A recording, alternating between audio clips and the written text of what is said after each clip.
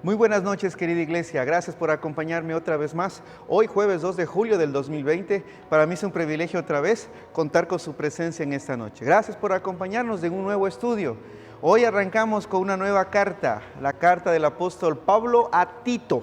Vamos a comenzar a estudiar, a reflexionar y aprender de esta carta durante los próximos jueves. Gracias por acompañarme, gracias por unirte y seguirnos fielmente cada jueves y cada domingo en el Facebook y en el canal de YouTube de la Iglesia Bautista Rey de Vida. Transmitimos desde Santo Domingo de los Colorados, provincia Sáchila, en Ecuador. Para todos mis hermanos de habla hispana que nos escuchan ahora, porque esto ha llegado lejos, nunca pensamos. Lo que quizás nos asustó al inicio de la pandemia y el aislamiento y el guardarnos en casa ha hecho que nosotros podamos ayudar a otras personas a acercarse más a la palabra de Dios, a acercarse más a Dios a través de Jesucristo, y también ha ayudado mucho a aprender. Entonces, mis hermanos, gracias por acompañarnos en esta noche. Yo quiero hablarles de esta noche, comenzar a estudiar la carta que el apóstol Pablo escribió a uno de sus dos jóvenes pastores. Él tenía a dos personas en especial que quería muchísimo: Timoteo y Tito. Estas cartas, las cartas de Timoteo y las cartas de Tito, se llaman cartas pastorales, porque Pablo les escribe a dos de sus jóvenes pastores para que sepan cómo desenvolverse, cómo conducirse y cómo ayudar en el desarrollo de la iglesia local en esta época. Y esto ha quedado en la palabra de Dios, que es eterno y nos sirve incluso hasta el día de hoy. Lo que vamos a leer en la carta de Tito es las reglas básicas, elementales, fundamentales para el desarrollo y coordinación, funcionamiento de la iglesia local, una iglesia de Cristo, una iglesia bíblica. Cuando sacamos de estas cartas, cuando sacamos Corintios, cuando sacamos del Evangelio de Jesucristo, de nuestra liturgia, de nuestras prácticas como cristianos, simplemente dejamos de ser una iglesia cristiana, una iglesia bíblica, y nos convertimos en cualquier organización religiosa. Lo que nos hace únicos y diferente a las iglesias cristianas bíblicas hoy es lo más apegado que estemos a la palabra de Dios, lo más apegado que estemos a la Biblia. Y hoy quiero comenzar con esos estudios de Tito, porque hace falta siempre recordar esto, cómo Pablo nos enseña cómo aplicar sus principios que Cristo le revela por el Espíritu Santo, y que los plasme en una carta para que Tito tenga y nosotros hoy tengamos las reglas, regulaciones, reglamentos de cómo conducirnos y cómo conducir la iglesia de Cristo, que es prestada a los pastores. Esto no es nuestro. Esto estamos de paso los pastores y los líderes y los siervos de Jesucristo en la iglesia cristiana. Entonces, abran sus Biblias, por favor, en la carta de Pablo a Tito, que es lo que vamos a estudiar a partir de hoy. Aparentemente Pablo y Tito habían estado juntos en un ministerio en la isla de Creta. Y más adelante vamos a ver que Pablo no tenía un buen pensamiento, buena opinión sobre los cretenses. Esta carta fue escrita más o menos en los años 64 a 66, 67 después de Jesucristo. Fue escrita aproximadamente en la misma época que él escribió la carta al otro pastor joven llamado Timoteo. Entonces, las cartas de Timoteo y la carta de Tito aparentemente son escritas ya al final del ministerio de Pablo, del apóstol. Cartas pastorales se llaman, o epístolas pastorales, porque en ellas Pablo está hablando en el ministerio pastoral. Y es necesario que toda la iglesia sepa cómo debe conducirse un pastor, cómo debe ser un pastor y cómo debe reaccionar un pastor. Cuando la iglesia desconoce el funcionamiento del pastor, esa iglesia, obviamente ignorando, se deja llevar por emociones o pensamientos del pastor que no tienen nada que ver con los principios bíblicos encaminados y encargados para que maneje un pastor de una iglesia. La iglesia en sí debe saber cómo conducirse y cómo conduce el pastor la iglesia. Todo debe ser transparente y claro en las iglesias locales. Una iglesia que no tiene claro el ministerio del pastor, o no está convenciéndose del ministerio del pastor o del testimonio del pastor, es una iglesia que algo oculta desde el pastorado, y es una iglesia que no va a ser sana, no va a ser una iglesia que camine tranquila y confiada en sus líderes. Timoteo, a diferencia de Tito, Timoteo era judío. Tito no era judío, era un gentil, alguien que no es de Israel. Pablo circuncidó a Timoteo, pero se negó a circuncidar a Tito, como para enseñar que la circuncisión o la no circuncisión no tenían nada que ver con la relación de una persona a Jesucristo, sino que lo que importaba era renacer, ser nueva criatura para Dios a través de Jesucristo. Eso era lo importante. Y vamos a ver cómo Pablo en su historia, en su ministerio, luchaba contra aquellas personas judaizantes que se llamaban los de la circuncisión. O sea, eran personas que, e incluso siendo creyentes cristianos, creían que había que circuncidarse. Algunas cosas de la ley no podían dejarla. Era tan habituada, tan arraigada a su cultura, que ellos no podían dejar en la nueva época del cristianismo, en la temporada de la gracia, ellos no podían dejar también ciertas cosas de la ley. Y querían aumentarle inconscientemente o conscientemente, querían aumentar ciertas cosas de la ley a esto nuevo que era la gracia en Cristo Jesús. Entonces vamos a leer lo que está en la carta de Pablo a Tito, capítulo 1. Vamos a ver en el primer versículo, los primeros versículos, la salutación, el saludo, la introducción de la carta a Tito. Versículo 1 dice: Pablo, siervo de Dios. Hay que entender, la palabra siervo en original griego significa esclavo. Es esclavo, entonces sería Pablo, esclavo de Dios. Pablo no tenía derecho alguno sobre su vida, sino que era un instrumento de Dios. Donde el Espíritu Santo lo quería llevar, allá estaba él. Si él no quería ir donde el Espíritu Santo quería ir, había problemas en su corazón. Él terminaba rindiéndose a lo que el Espíritu Santo le decía. Esclavo, ¿cuánto falta hoy? Hombres y mujeres que entiendan esa terminología. Siervo es un esclavo de Jesucristo. Le servimos solo a Él y deberíamos vivir solo para Él. Dice Pablo, versículo 1 de Tito: siervo de Jesucristo y apóstol, es decir, emisario, encargado, emisario de Jesucristo, conforme a la fe de los escogidos de Dios. Aquí esta frase escogidos de Dios no tiene nada que ver. Pablo nos está refiriendo a esta nueva doctrina que está en auge hoy de la predestinación o la doctrina de la elección. Aquí Pablo está hablando de las personas salvas cuando él dice conforme a la fe de los escogidos de Dios. No está refiriéndose a esto que hemos escuchado de la doctrina de la elección que está enloqueciendo, confundiendo a los cristianos el día de hoy. No tiene nada que ver con eso. Y dice siguiente: y el conocimiento, Pablo, siervo de Dios y apóstol de Jesucristo, conforme a la fe de los escogidos de Dios, hablando de los salvos, y el conocimiento de la verdad, que es según la piedad. Vuelvo yo a hacer hincapié en esta palabra piedad. Es la palabra, voy a ver si pronuncio bien, yo no sé griego, pero la palabra que se usa aquí es epsiosebia. Esta palabra en griego significa piedad, de piadoso, significa devoción, de devoto. Deriva de la palabra de devoción a las cosas santas. No es como nosotros entendemos la palabra piedad, un hombre bueno, caritativo, bondadoso. No, no tiene nada que ver en griego esta palabra piedad. Piedad en español connota dos cosas. Connota un hombre bondadoso, pero también connota un hombre devoto. Cuando Pablo está hablando en las cartas de Timoteo y Tito sobre esta palabra de piedad o de piadoso, se refiere a un hombre que es devoto de las cosas santas de Dios a través de su devoción a Jesucristo. Entonces no tiene nada que ver con lo que nosotros pensamos en español.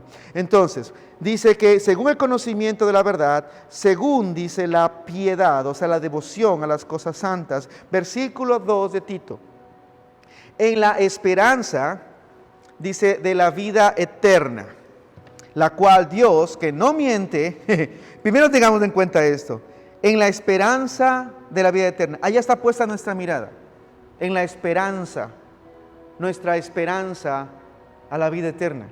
Para allá caminamos, mirando el futuro con esperanza, porque tenemos vida eterna. Es lo que nos mueve, lo que nos conduce, lo que nos calma, lo que nos anima, lo que nos limita y también lo que nos levanta, lo que nos motiva. La esperanza de la vida eterna es lo que nos hace resistir.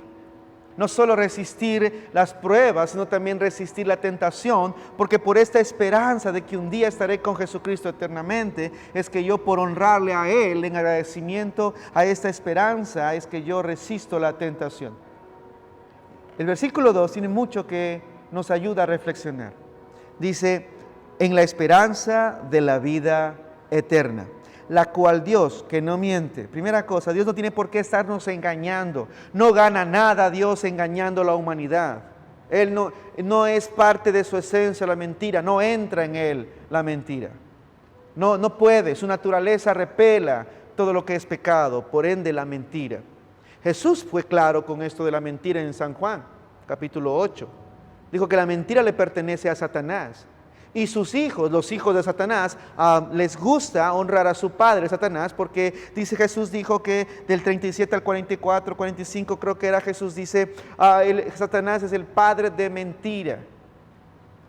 Cuando habla de lo suyo es porque es mentira, de lo suyo habla. Los hijos de Dios me amarían, dijo Jesús en ese capítulo de San Juan, capítulo 8. Entonces, Dios no tiene nada que ver con la mentira.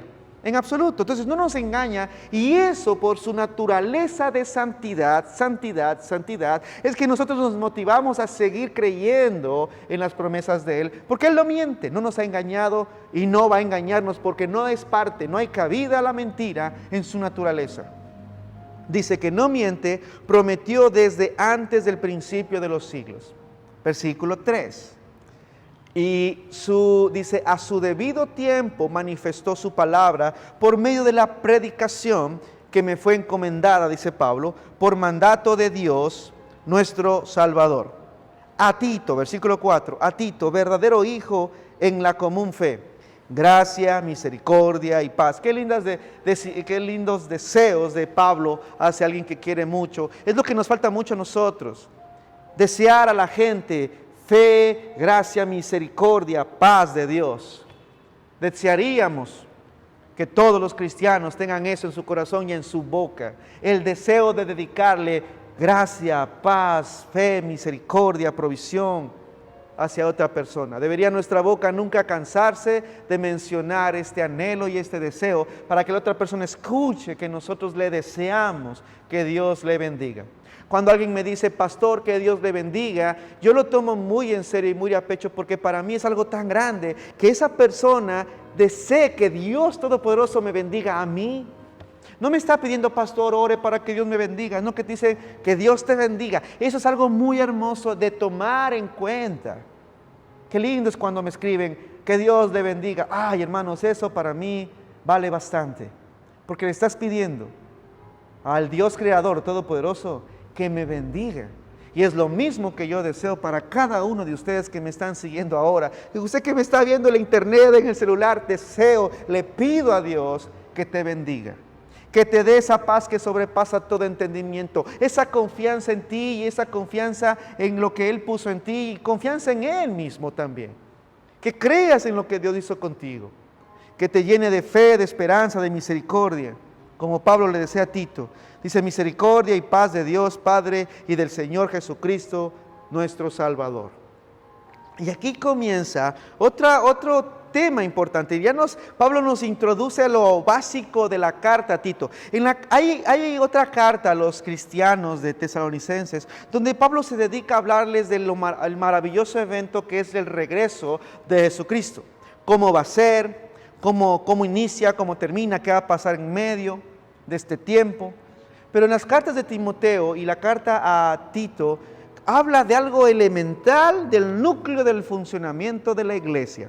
Versículo 5. Aquí vamos a ver los requisitos para los ancianos. Y esta parte es lo que le hace a una iglesia ordenada y bíblica. Esta parte que viene aquí es donde podemos diferenciar si la iglesia es ordenada, honesta, justa, equitativa y es una iglesia bíblica. Mire versículo 5. Vamos a ver, Tito 5, capítulo 1, 5. Por esta causa te dejé en Creta. Miren por qué Pablo dejó a Tito en Creta.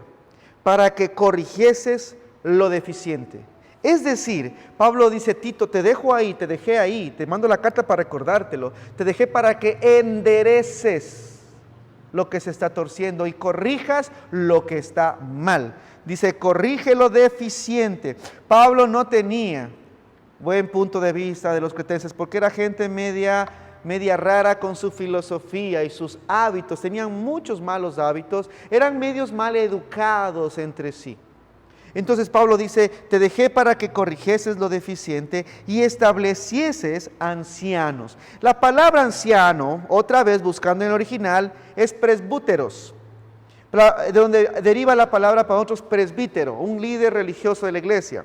Entonces, Pablo desea que Tito desarrolle líderes de la iglesia, ancianos, presbíteros, un presbítero era alguien de mayor responsabilidad en un concilio o en el Sanedrín incluso.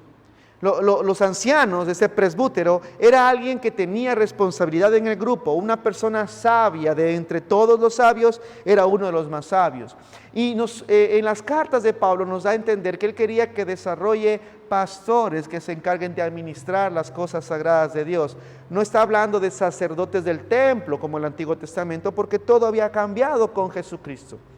Entonces dice, por esto te dejé allá, para que corrigeses lo deficiente, lo endereces, y establezcas ancianos en cada ciudad, así como yo te mandé. Versículo 6. El que fue, dice, vamos a ver las características muy precisas. Quiero que lean sus Biblias. Tito 1:6. El que fuere irreprensible. La palabra irreprensible aquí tiene que ver con alguien que no ha sido acusado en una implicación, acusado por implicación, es decir, que no ha estado implicado en algún acto de corrupción pública. Hablamos de alguien irreprensible, en el griego tiene que ser alguien irreprochable. Esta palabra en griego deriva de la palabra incriminado, que no sea incriminado. Entonces Pablo dice, de los que tú tienes en la iglesia, quiero que veas a alguien que sea irreprensible, es decir, que no haya sido incriminado, que no tenga un testimonio público de que él anda metido en cosas bochornosas, en actos de corrupción, que no sea incriminado en cosas. Pablo dice, de estas personas, a ellos son los que califican para ser ancianos, presbúteros. Dice, el que fuese irreprensible, primera cosa para ver cómo una iglesia debe funcionar desde el liderazgo. Si el liderazgo no es bíblico, nada ahí es bíblico, hermanos, en una iglesia. Si usted que me escucha está en una iglesia, aparentemente evangélica, donde tiene la Biblia el pastor frente, pero usted ve que características bíblicas no se cumplen desde el púlpito con el pastor, hermano, con todo respeto y amor, salga de ese lugar porque no es una iglesia bíblica, por ende no es una iglesia que está honrando a Dios desde la cabeza. Lo siento.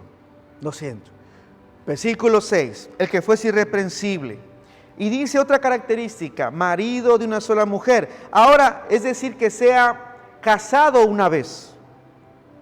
Casado una vez. Yo sé que hay mucho que hablar, ya se metió con eso el pastor. Yo sé que hay muchas personas que son un poco abiertas a esto, de que alguien divorciado 2, 3 veces, luego de que es cristiano, es nueva criatura y puede servir en la iglesia como pastor o misionero. Pero cuando uno va al origen, encontramos que sea casado una vez.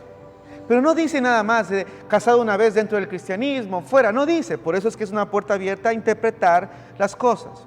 Pero me quedo yo con esto, casado una vez, que solo haya tenido una esposa. La única manera de que una persona quede libre de un matrimonio es mediante la viudez para poder ejercer el pastorado o ser misionero. Entonces, otro requisito, casado una sola vez. Casado una sola vez. Y dice, marido de una sola mujer. Y yo no entiendo dónde salieron las pastoras. Es que yo me casé una sola vez, dice la pastora. No entiendo, porque Pablo te manda una carta a Timoteo aclarando esto, que el ministerio es para los hombres, el ministerio pastoral es para los hombres, y el pastor se apoya en su esposa para hacer el pastorado. Y Pablo aclara aún más esto en las cartas a los Corintios. Hermanos, y tenemos que entender eso. No, bíblicamente no hay por ninguna parte de la Biblia, no hay ninguna parte de la Biblia que dé autoridad, que dé apoyo y que permita que una mujer, por más hermosa, santa y sepa Biblia, pueda llegar al pastorado.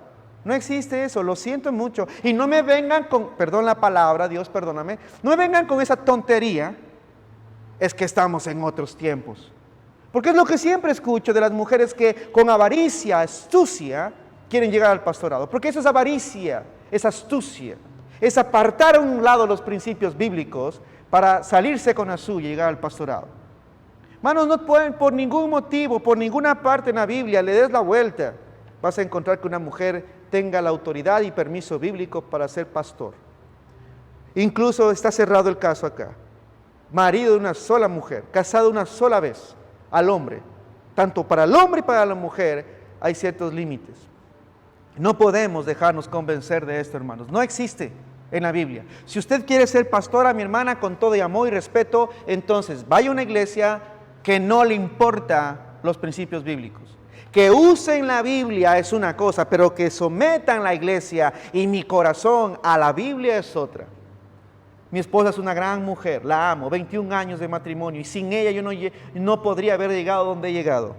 Es más, si algún día soy un gran hombre, será por mi esposa. Y es una gran mujer y enseña, muchas veces ella me ha hecho ver cosas de Dios en mi vida, pero no por eso puedo decirle que es pastora.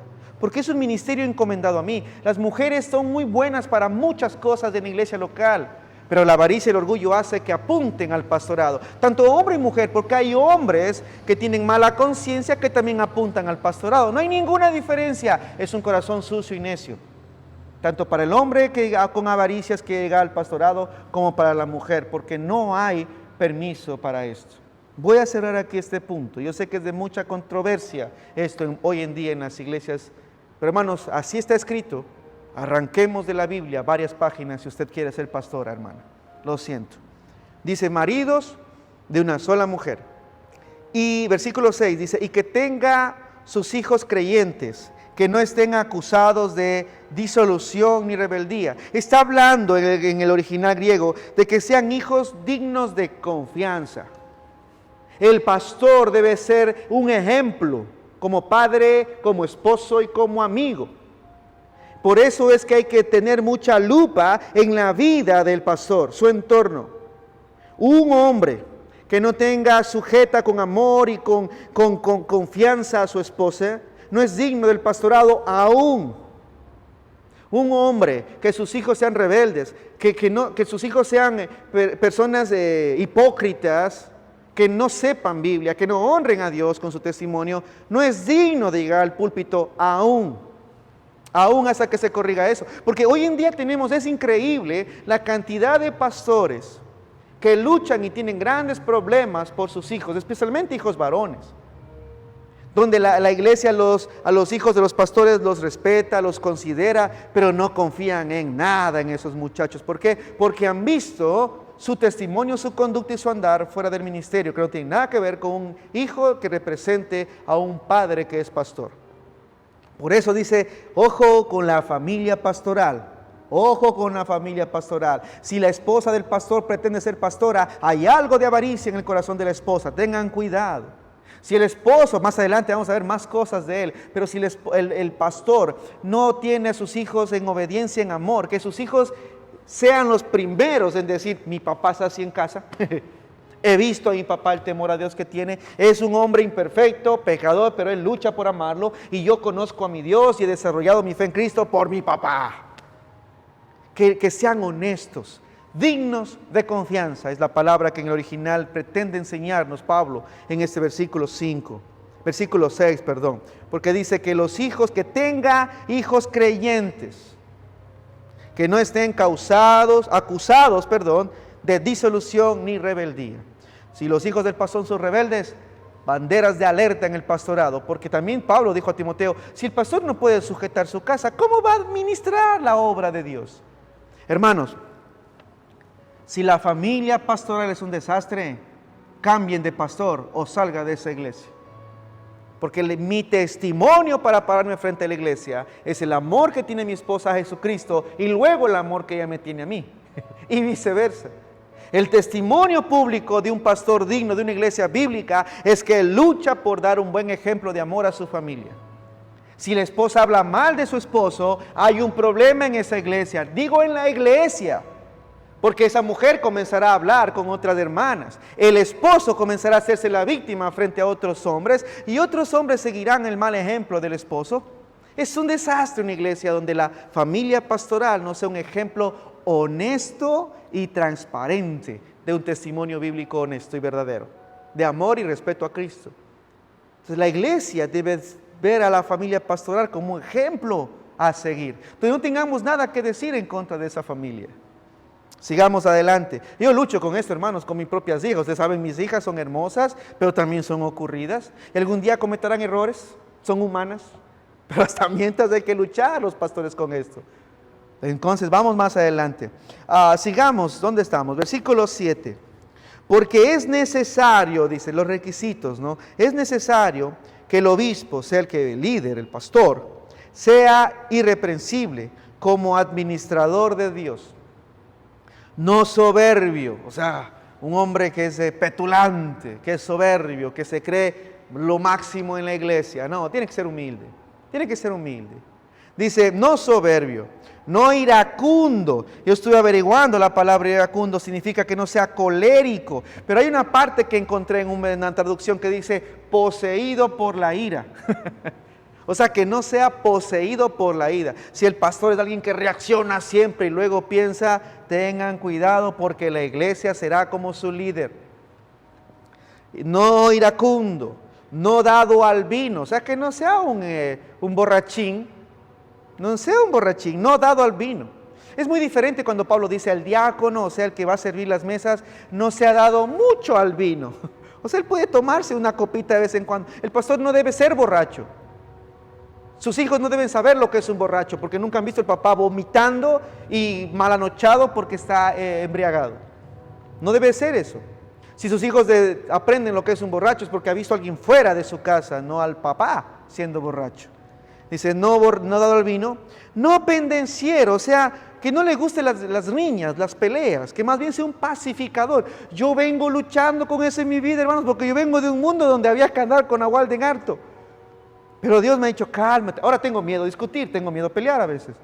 Y ya me siento viejo encima. Hoy cumplo 45 años. Caramba, me vinieron de golpe. Yo hasta ayer era joven. Hasta ayer no había ningún problema. Cabellera larga tenía. Pero hoy que me desperté con 45 años, Dios mío, me duele la cadera, los talones, veo doble del colesterol, la calvicie. Es un desastre en mi vida ahora. Entonces, hermano, es increíble. Pero ahora yo, por madurez espiritual y madurez en lo físico, somos pacificadores. Y es lo que nos identifica ahora, de lo que éramos antes. Bendito sea el Señor, ¿de dónde me sacó? Por eso dice, no pendenciero, no codicioso de ganancias deshonestas. Es increíble la cantidad de hombres y mujeres que usan el púlpito para enriquecerse. Es increíble cómo hoy en día en las iglesias están abarrotadas de gente que solo quiere esto para manipular y coger dinero. Un hermano conocido, amigo mío, me dijo, pastor, en la crisis que vemos hoy por la pandemia, hay muchas iglesias que han entrado en crisis económicas y ya no pueden pagarle un sueldo al pastor. Y por ahí le dijo un amigo de él, un pastor, le dijo que él está viviendo por fe. Yo le pregunté, ¿qué significa lo que él dice, vivir por fe? Porque dice, no, él dice que vive con lo que le dan, con lo que llega al día. Yo tengo mis dudas con un pastor así, que viva por fe, sin algo establecido y que no tenga cuentas claras que dar a la iglesia de los ingresos de la iglesia. Porque si vivo por fe, significa que puedo ir de casa en casa de los hermanos y si me dan dinero todo es para mí. Entonces no rindo cuentas a nadie, no pago impuestos, no rindo cuentas al fisco. La iglesia no sabe cuánto mismo he entrado de ofrendas y diezmos porque todo me cojo yo. Eso no es vivir por fe, eso es ser mañoso. La Biblia está establecido que el hombre pastor que vive del evangelio tenga un salario digno y la iglesia debe hacerse responsable de sostener a la familia pastoral económicamente dignamente para que el pastor no tenga que andar buscando trabajo afuera. Eso es otro tema. Pero tengamos cuidado con esta gente, hombres y mujeres que ahora quieren el púlpito solamente para mantenerse económicamente estable y coger dinero por demás. Tengan cuidado porque dice que el pastor, el obispo debe ser no codicioso de ganancias deshonestas. Una ganancia honesta es un negocio transparente. Una ganancia honesta es recibir tu sueldo porque trabajaste en el evangelio todo el mes. Ahora estamos recibiendo honestamente. Y ojo, paréntesis, el pastor también diezma. Cuidado, el pastor diezma, no que yo diezmo porque con mi tiempo. No, yo diezmo porque doy más, dedico a visitar. No, el pastor diezma, hablamos de dinero. Si el pastor tiene un sueldo, de ese sueldo debe diezmar también para la obra, porque dice Malaquías que es darle el vuelto, devolverle algo que no es tuyo al Señor. De lo contrario, eres como el niño que se queda con el vuelto para hacer las compras del papá en la mañana, se llama ser ladrón. Y por eso hay muchos en altos cargos políticos acostumbrándose a quedarse con el vuelto. ¿Dónde estamos? Versículo 8. Yo voy a terminar por tiempo. Versículo 8. Dice, sino que debe ser hospedador, o sea que le encante el extranjero, el extraño, ayudarlo. Porque habla del extraño, hospedador, que trate bien a la gente que está pasando por su camino. Que trate bien a la gente que de repente sube en su vehículo para llevarle 2 kilómetros, que la trate bien. Que trate bien a alguien que viene de visita y le hace entrar en su casa, que le trate bien. Al extranjero, al extraño, que le trate bien. Hospedador, amante de lo bueno, paréntesis. Solo alguien que ha inmigrado, ha sido inmigrante, puede entender a los inmigrantes, al extranjero. En mi caso, Dios, antes de ser pastor, me permitió en mi locura salir de este país y vivir en otro, y entiendo lo que es ser un extranjero. Por eso creo que a veces entiendo a tantos amigos de otros países que están pasando mal en Ecuador. Y quisiera que los ecuatorianos seamos un poco más honestos y buenos con ellos, especialmente los cristianos. Sí, hay de todo, no cabe duda, hay de todo. También fuimos a hacer quedar mal en el extranjero algunos. Pero hermanos, el pastor debe ser una persona que ame y sepa tratar al extranjero. Seguimos. Amante de lo bueno, es decir, que el pastor debe calificar, que le guste lo bueno. Todo lo relacionado con lo bueno, que le guste la vida, que le guste estudiar, crecer, que le guste sonreír, que le guste las relaciones, relacionarse con personas. Todo lo que tenga que ver con lo bueno debe ser una característica para el pastor. Que le encante la vida, que le encante reír, jugar. Un hombre que le guste lo corrupto, un hombre que le guste lo mañoso, lo tramposo o las mentiras, no debe estar dirigiendo los púlpitos de ninguna iglesia de Jesucristo. Ninguna persona mentirosa, mañosa en el púlpito. ¿Cómo se llama esto que son pretenciosos? Ningún hombre así debería estar en un púlpito de una iglesia dirigiéndola. Más bien lo contrario, dice Pablo a Tito. ¿Dónde me quedé? Dice sobrio, o sea, de mente sana, coherente. No un hombre pervertido, no un hombre volado, no un hombre que tiene doble ánimo. Santiago dijo que el hombre de doble ánimo es inconstante en todo lo que él emprenda. Aléjense de esta gente. El pastor debe ser un hombre de una mente sana, cabal, coherente. Que debe ser una persona muy inteligente, muy pensante. No debe ser experto en todo, pero sí debe saber digerir y masticar la información que le llega, la buena y la mala. Un hombre sobrio, dice, justo, santo, es decir, que él se mantenga separada de las cosas que atraen la inmundicia de Satanás. Que un hombre santo, que él sepa su posición de que no puedo hacer cosas que el resto del mundo hace. Y termina el versículo 8, dueño de sí mismo. Es decir, que este hombre tiene autocontrol. Dice Pablo, dueño de sí mismo significa que este ministro de Cristo no se va a dejar mangonear, que esta persona de Cristo no va a estar cediendo a todo el mundo que piense diferente que él. El pastor no debe caerle bien a todos, hermano, pero todos deben saber quién es en realidad el pastor. El pastor no debe andar, por caerle bien a este grupo, no voy a hablar de esto, por caerle bien el de acá, hermano, ese no es un líder. Un líder sabe y aplica la Biblia y la explica, le guste o no le guste, la cree. Esto es pecado y lo llamamos pecado, pero pastor, discúlpeme, no puede ser miembro si usted tiene un motel o un prostíbulo como negocio. Fuera de aquí y cambie su corazón, póngase en paz con Dios, venga, arrepiéntese y lo bautizamos y será miembro. Mientras tenga esos negocios, lamento mucho. Pero pastor, yo puedo diezmar $3,000 mensuales. Gracias, llévese su dinero. Es que ¿qué más podemos hacer, hermanos? No podemos caerle bien a todos. No me gusta como usted predica, pero ¿ha visto quién soy? ¿Amo a Cristo? Sí, pastor. ¿Mi familia es deshonesta delante de las cosas de Dios? No, pastor. Simplemente no me gusta su forma de liderar. Pero entonces, ¿usted y yo tenemos el Espíritu Santo? Sí, pastor. ¿Qué le dice el Espíritu Santo a usted de mí como pastor? Que usted está donde debe estar. Amén. Sigamos siendo hermanos. No necesitamos estar de acuerdo, no necesitamos estar enamorados mutuamente, pero sí saber lo que quiere el Espíritu Santo, no lo que quieren tus gustos y opiniones o los gustos y opiniones del pastor. Hay que ser muy coherentes en esto. El pastor debe tener autocontrol, dominio propio, liderarse uno mismo y saber cuándo ceder y cuándo no ceder, cuando la Biblia dice no. Entonces no debemos caerle bien a todo el mundo, hermanos. El pastor no debe caerle bien a todos, pero todos deben saber quién es en verdad el pastor. Si hay evidencia de que el pastor es un hombre temeroso de Dios y no fraudulento, su familia se sujeta y refleja una familia cristiana honesta, entonces hay que apoyarle, hay que escucharle, hay que interceder por él, hay que sostenerlos y hay que aprender de él. El pastor debe tener dominio propio, es lo que está diciendo el versículo 8 en Tito. Dueño de sí mismo, retenedor de la palabra fiel, dice, de tal como ha sido enseñada, o sea que no tuerza esto. Yo voy a terminar aquí en el versículo 8. Próximo jueves hacemos una recapitulación de esto y continuamos con el versículo en adelante. Pero hermanos, lo que Pablo le dijo a Timoteo es lo que hay que tener en cuenta para el funcionamiento de una iglesia local, de un correcto, es lo básico.